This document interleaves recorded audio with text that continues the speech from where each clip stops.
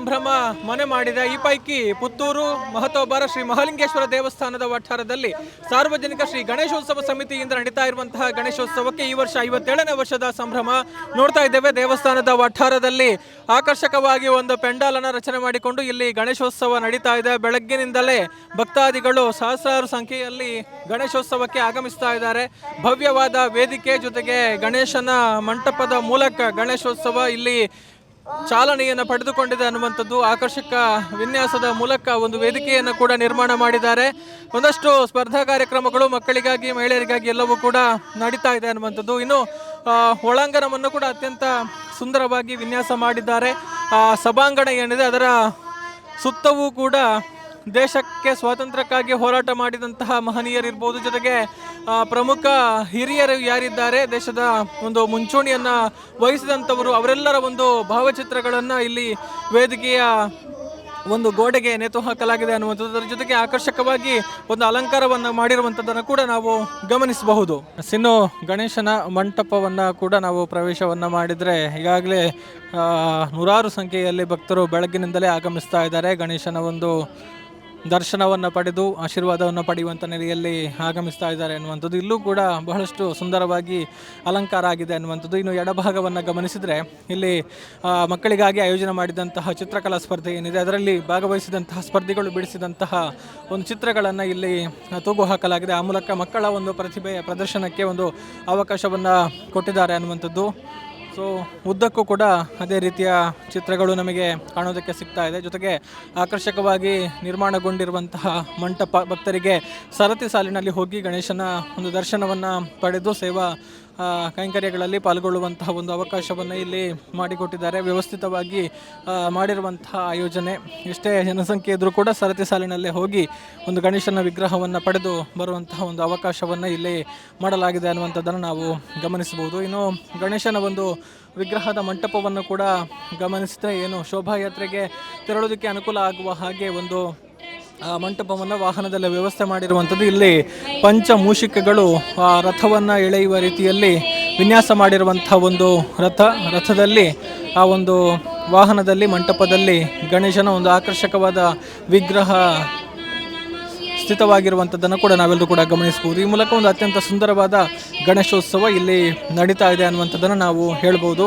ಇನ್ನು ಗಣೇಶನ ವಿಗ್ರಹದ ಎಡಭಾಗದಿಂದ ನಾವು ನೋಡ್ತಾ ಬಂದರೆ ಇಲ್ಲಿ ಭಾರತವು ವಿವಿಧ ಕ್ಷೇತ್ರಗಳಲ್ಲಿ ಮಾಡಿರುವಂತಹ ಸಾಧನೆಯನ್ನು ಬಿತ್ತರಿಸುವಂತಹ ಅಂದರೆ ತೋರಿಸುವಂತಹ ಒಂದು ಭಿತ್ತಿಚಿತ್ರಗಳು ನಮಗೆ ಗಮನ ಸೆಳೀತಾ ಇದೆ. ಭಾರತದ ಸೇನೆ ಇರ್ಬೋದು, ಅದೇ ರೀತಿ ಬಾಹ್ಯಾಕಾಶ ಸಂಶೋಧನಾ ಸಂಸ್ಥೆ ಅಂದರೆ ಇಸ್ರೋ ಮಾಡಿರುವಂತಹ ಒಂದು ಸಾಧನೆ, ಚಂದ್ರಯಾನ 3 ಆಗಿರ್ಬೋದು ಅಥವಾ ಆದಿತ್ಯ L1 ಅಂದರೆ ಸೂರ್ಯನ ಅನ್ವೇಷಣೆಯತ್ತ ಮಾಡಿರುವಂತಹ ಒಂದು ಪ್ರಯತ್ನಗಳಾಗಿರ್ಬೋದು. ಅದರ ಜೊತೆಗೆ ನೂತನ ಸಂಸತ್ ಭವನ ನಿರ್ಮಾಣದ ವಿಚಾರ ಆಗಿರ್ಬೋದು, ಹಳೆಯ ಸಂಸತ್ ಭವನದಿಂದ ಹೊಸ ಸಂಸತ್ ಭವನ ನಿರ್ಮಾಣ, ಜೊತೆಗೆ ಸೆಂಗೋಲ್ನ ಒಂದು ಚಿತ್ರಗಳನ್ನು ಕೂಡ ಇಟ್ಟು ಭಾರತದ ಒಂದು ಪರಂಪರೆ ಏನು ಅನ್ನುವಂಥದ್ದನ್ನು ಕೂಡ ತಿಳಿಸುವಂತಹ ಕೆಲಸಗಳಾಗ್ತಾ ಇದೆ.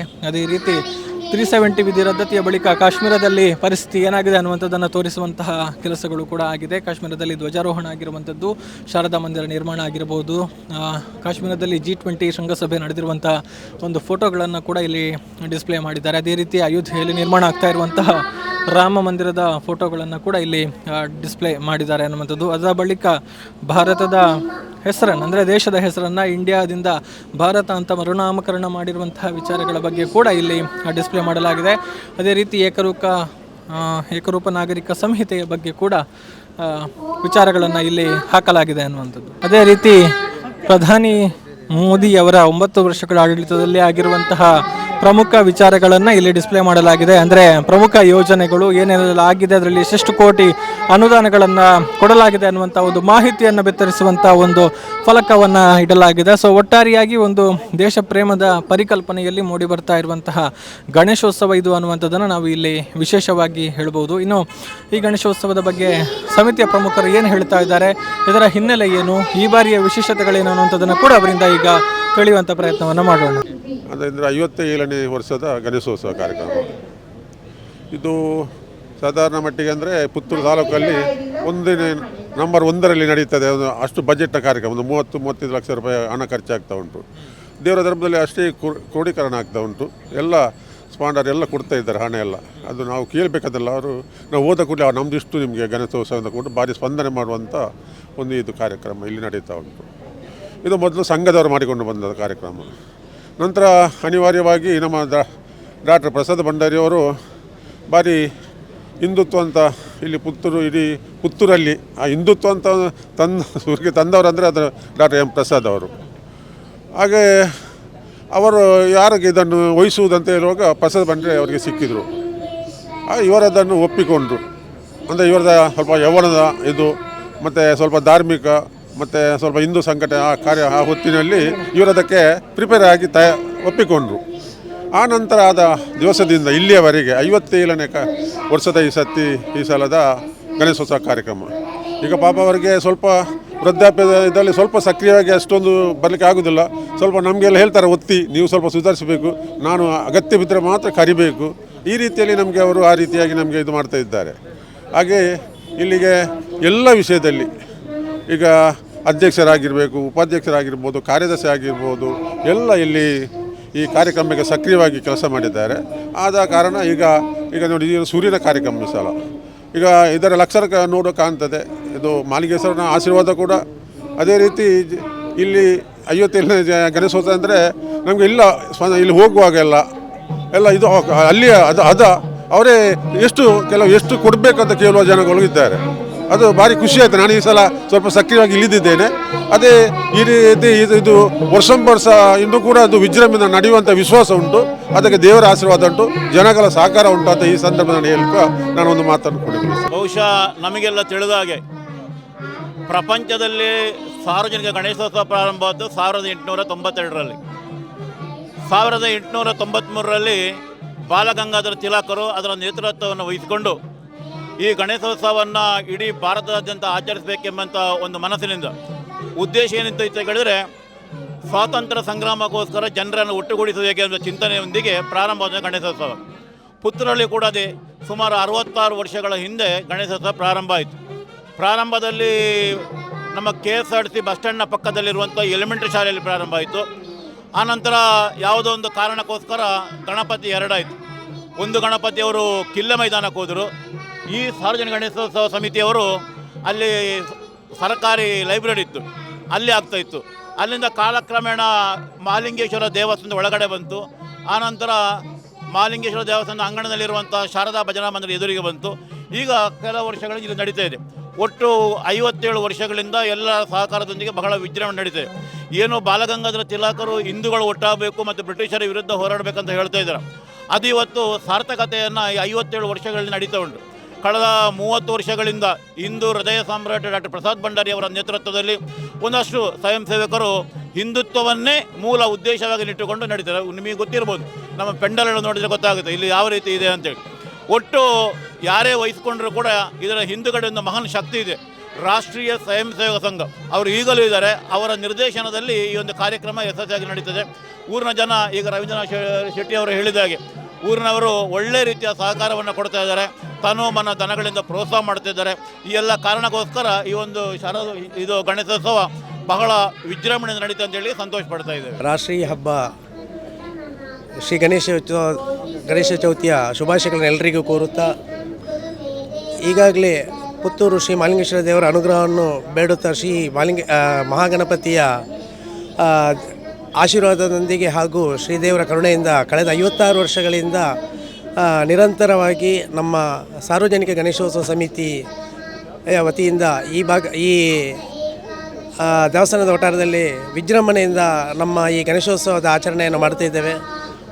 ಒಟ್ಟಾರೆ ನಾವು 4 ದಿನಗಳ ಈ ಹಬ್ಬದ ಆಚರಣೆ ಮಾಡುತ್ತಾ ಈ ಬಾರಿಯೂ ನಾವು 57ನೇ ವರ್ಷದಲ್ಲಿಯೂ 3 ದಿನ ಶ್ರೀದೇವರ ಸಾಂಸ್ಕೃತಿಕ ಕಾರ್ಯಕ್ರಮ ಹಾಗೂ ಪೂಜಾ ವಿಧಿವಿಧಾನಗಳು ಹಾಗೂ ಅನ್ನ ಸಂತರ್ಪಣೆ ಮುಂತಾದ ಎಲ್ಲ ಕಾರ್ಯಕ್ರಮಗಳನ್ನು ಒಟ್ಟಿಗೆ ಆಯೋಜಿಸಿಕೊಂಡು 4ನೇ ದಿನ ನಾವು ವಿಜೃಂಭಣೆಯ ಪುತ್ತೂರಿನಲ್ಲಿ ಒಂದು ವಿಶೇಷವಾಗಿ ಶೋಭಾಯಾತ್ರೆಯನ್ನು ಆಯೋಜಿಸಿಕೊಂಡು ಸುಮಾರು 15 ವಿವಿಧ ವಲಯಗಳ ತಂಡಗಳ ಯುವಕ ವೃಂದದ ಹಾಗೂ ವಿವಿಧ ಸಂಘಟನೆಗಳ ತಂಡದಿಂದ ನಾವು ಶೋಭಾಯಾತ್ರೆಯನ್ನು ಮಾಡುತ್ತಿದ್ದೇವೆ. ಈ ಶೋಭಾಯಾತ್ರೆಯು ಬಳುವಾರಿನಿಂದ ಹಿಡಿದು ದರ್ಬೆ ತನಕ ವಿಶೇಷವಾಗಿ ಈ ಪುತ್ತೂರು ಜಾತ್ರೆಯ ನಂತರ ಇದೊಂದು ವಿಶೇಷವಾದ ಒಂದು ಕಾರ್ಯಕ್ರಮ ಅಂತ ಹೇಳ್ಬೋದು. ಎಲ್ಲ ತರುಣರಿಗೆ ಹಾಗೂ ಯುವಕರಿಗೆ ಎಲ್ಲ ನಮ್ಮ ಹಿಂದೂ ಬಾಂಧವರಿಗೆ ಇದೊಂದು ಒಳ್ಳೆಯ ಅವಕಾಶ ಅಂತ ಹೇಳುತ್ತಾ ಈ ಕಾರ್ಯಕ್ರಮದಲ್ಲಿ ಎಲ್ಲರೂ ಹಿಂದೂ ಸಮಾಜ ಬಾಂಧವರು ಅತಿಯಾಗಿ ಹೆಚ್ಚಿನ ಸಂಖ್ಯೆಯಲ್ಲಿ ಸೇರಿಕೊಂಡು ಈ ವಿಶೇಷ ಆಚರಣೆಯನ್ನು ಆಚರಿಸಿಕೊಂಡು ಬರ್ತಾ ಇದ್ದೇವೆ. ಸುಮಾರು 56 ವರ್ಷಗಳ ಹಿಂದೆ ಪುತ್ತೂರಿನಲ್ಲಿ ಒಂದು ಗಣೇಶೋತ್ಸವ ಪ್ರಾರಂಭ ಮಾಡಬೇಕು ಅಂತ ಸಂಘದ ಹಿರಿಯರು ಆಲೋಚನೆ ಮಾಡಿದರು. ಪ್ರಾರಂಭ ದಿನಗಳಲ್ಲಿ ಈಗಿನ ಟೌನ್ ಬ್ಯಾಂಕಿನ ಎದುರು ಭಾಗ ಇರುವಂಥ ಮೊದಲೊಂದು ಇದಿತ್ತು ಗ್ರಂಥಾಲಯದ ಬದಿಯಲ್ಲಿ ಆ ಸ್ಥಳದ ಮಾಲೀಕರಾದ ಪ್ರಭಾಕರ್ ರಾಯರ ವಾಹನ ನಿಲ್ಲಿಸುವ ಶೆಡ್ ಇತ್ತು.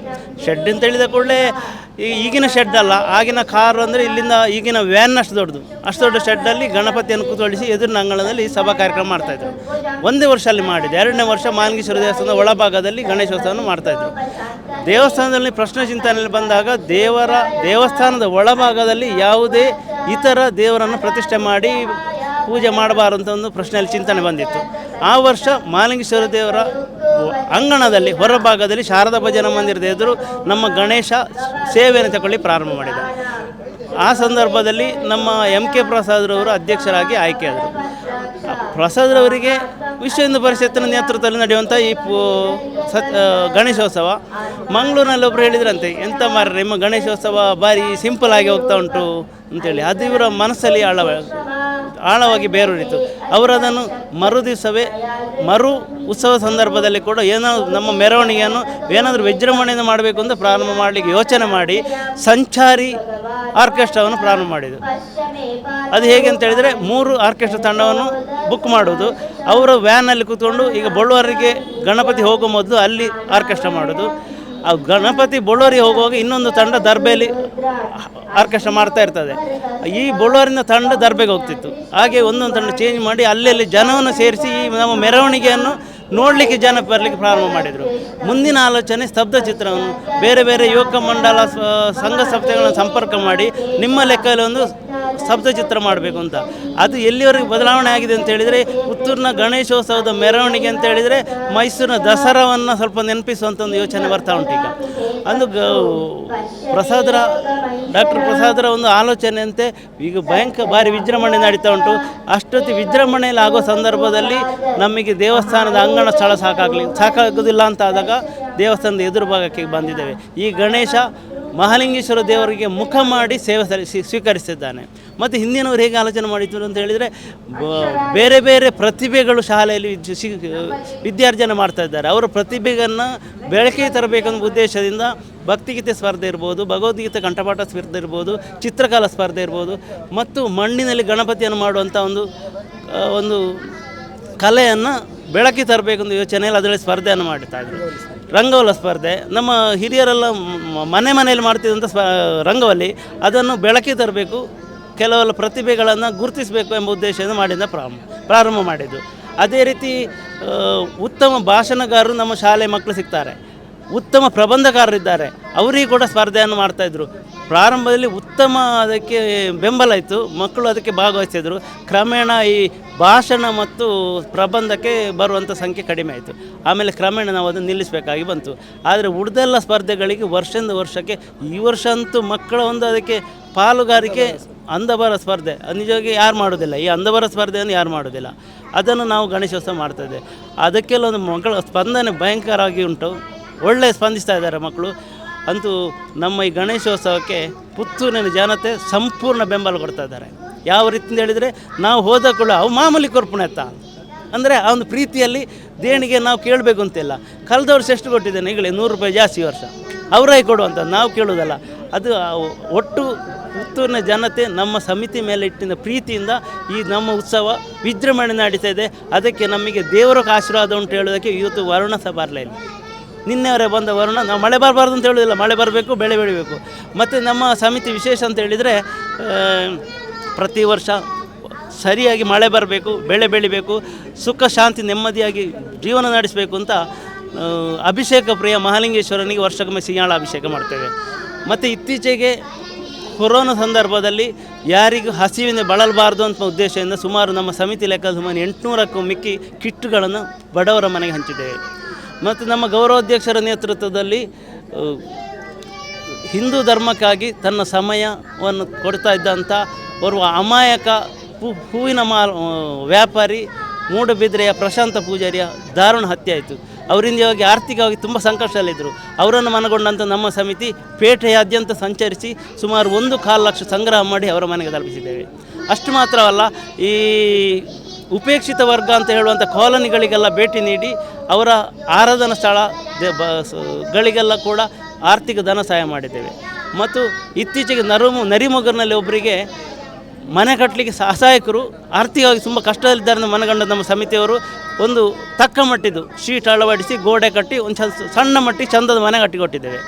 ಮಾತ್ರವಲ್ಲ, ನಮ್ಮ ಸಮಿತಿಯ ಒಬ್ಬರು ಸದಸ್ಯರು ಕೈಯಲ್ಲಿ ಸಿಡಿಮದ್ದು ಹೊಡೆದು ಕೈಯಲ್ಲಿ ತುಂಬ ಛಿದ್ರವಾಗಿ ಹೋಗಿತ್ತು. ಅಂಥವರಿಗೆ ಧನ ಸಹಾಯ ಮಾಡಿದ್ದೇವೆ. ನಮ್ಮ ಪುತ್ತೂರಿನಲ್ಲೇ ಸಂಚರಿಸಿರುವಂಥವರು ಆಟೋ ಚಾಲಕರಿಗೆ ಅವರ ತಲೆಯ ಆಪರೇಷನ್ ಇತ್ತು, ಶಸ್ತ್ರಚಿಕಿತ್ಸೆ. ಅವ್ರ ನಿಜವಾಗಿ ಆರ್ಥಿಕವಾಗಿ ಅಷ್ಟು ಆಟೋ ಡ್ರೈವರ್ ಅಲ್ವಾ, ಅವರಿಗೆ 25,000 ರೂಪಾಯಿ ನಾವು ಸಹಾಯ ಮಾಡಿದ್ದೇವೆ. ಮತ್ತು ಹಲವಾರು ಬಡವರಿಗೆ ನಮ್ಮ ಗೌರವಾಧ್ಯಕ್ಷರು ಉಚಿತವಾಗಿ ಚಿಕಿತ್ಸೆಯನ್ನು ಕೊಡ್ತಾಯಿದ್ದಾರೆ. ಇದೆಲ್ಲ ಪುತ್ತೂರಿನಲ್ಲಿ ನಮ್ಮ ಗಣೇಶೋತ್ಸವದಿಂದ ಆದಿಂದ ಪ್ರಯೋಜನ. ಇದು ಪುತ್ತೂರು ಜನತೆ ಯಾವಾಗಲೂ ಮರಿಲಿಕ್ಕಿಲ್ಲ. ಅದಕ್ಕೆ ನೋಡ್ತಾ ಇದ್ದೀರಿ ನೀವು, ಬೆಳಗಿಂದ ಜನ ಇದೇ ರೀತಿ ಕ್ಯೂಯಲ್ಲಿ ಬರ್ತಾ ಇದ್ದಾರೆ. ಒಂದು ನಮ್ಮ ಮೇಲೆ ಪ್ರೀತಿ, ನಮ್ಮ ಸಮಿತಿ ಮೇಲೆ ಪ್ರೀತಿ ಮತ್ತು ಗಣೇಶನ ಮೇಲೆ ಭಕ್ತಿ, ಮಹಾಲಿಂಗೇಶ್ವರರ ಕೃಪೆ. ಬಂದಂಥ ಎಲ್ರಿಗೂ ನಿಮ್ಮ ಮಾಧ್ಯಮದವರಿಗೂ ಕೂಡ ನಾವು ಸಮಿತಿ ಪರವಾಗಿ ಧನ್ಯವಾದ ಅರ್ಪಿಸ್ತಾ ಇದ್ದೇವೆ. ಸಮಿತಿಯವರು ಮಾತನಾಡಿರುವಂಥದ್ದನ್ನು ಕೇಳಿಸಿದ್ವಿ. ಹಿನ್ನೆಲೆ ಹೇಗೆ ಬೆಳೆದು ಬಂತು, ಎಲ್ಲೆಲ್ಲಿ ನಡೆದುಕೊಂಡು ಬರ್ತಾ ಇತ್ತು ಎಲ್ಲವನ್ನು ಕೂಡ ನೋಡಿದ್ವಿ. ಇನ್ನು ಮಕ್ಕಳಿಗೋಸ್ಕರ ಬಹಳಷ್ಟು ಸ್ಪರ್ಧೆಗಳನ್ನು ಆಯೋಜನೆ ಮಾಡಲಾಗಿದೆ. ಚಿತ್ರಕಲಾ ಸ್ಪರ್ಧೆಯನ್ನು ಮಾಡಿದ್ದಾರೆ. ಈಗ ಮಣ್ಣಿನ ಕಲಾಕೃತಿಗಳ ರಚನೆ ಅಂದರೆ ಮಣ್ಣಿನ ಮಾದರಿ ರಚನೆ ಸ್ಪರ್ಧೆಗಳು ಕೂಡ ನಡೀತಾ ಇದೆ. ಬಹಳಷ್ಟು ವಿದ್ಯಾರ್ಥಿಗಳು ಮಕ್ಕಳು ಬಹಳಷ್ಟು ಉತ್ಸಾಹದಿಂದ ಈ ಒಂದು ಸ್ಪರ್ಧೆಯಲ್ಲಿ ಪಾಲ್ಗೊಳ್ತಾ ಇದ್ದಾರೆ. ಇನ್ನೊಂದಷ್ಟು ಸ್ಪರ್ಧೆಗಳು ಕೂಡ ಆಯೋಜನೆ ಆಗೋದಕ್ಕಿದೆ. ಸೊ ಒಟ್ಟಾರೆಯಾಗಿ ಅಭೂತಪೂರ್ವವಾಗಿ ಈ ಒಂದು ಕಾರ್ಯಕ್ರಮಗಳನ್ನು ಆಯೋಜನೆ ಮಾಡಿಕೊಂಡು ಬರಲಾಗ್ತಾ ಇದೆ ಅನ್ನೋದು.